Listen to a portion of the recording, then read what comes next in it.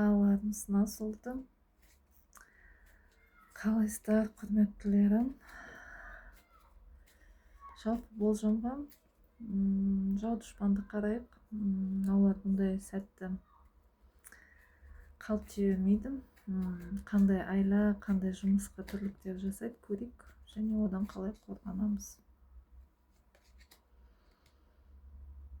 Ойлап отыр екен, не істесем екен, қалай, қай жеріне бігіс тықсам екен, қай жерін киізін қалай тіліп кетсем екен деген сияқты ойлар жүріп жатыр, жоспарлар.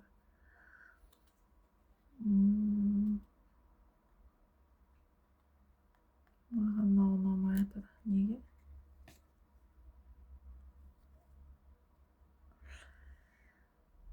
Дуа сиқыр.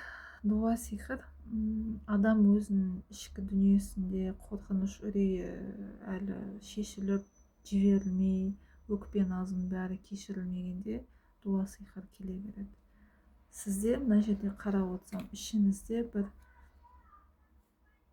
өксік, бір кешірілмес, бір жіберілмеген бір қайғылар бар екен. Сіздер өздеріңізге бәлені тартып алып жатсыздар. Сондықтан бұл жерге жау дұшпанға өкпелеудің қажеті жоқ. Қалай құтыласыздар одан? Бұл жерде өзіңіздің ішкі үрейіңіз, ішкі қорқынышыңыз. Қалай болады? Сол бола ма, болмай ма?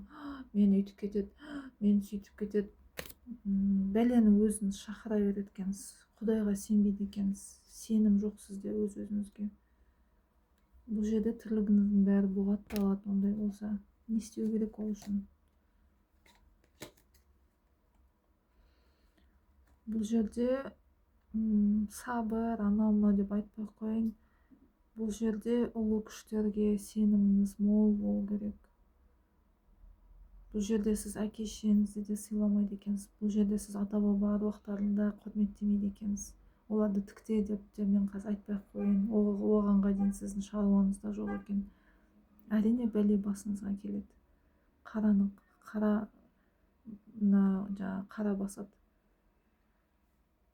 Бұл жерде ұлы күштерге бұл жерде сенімсіздік болып тұр.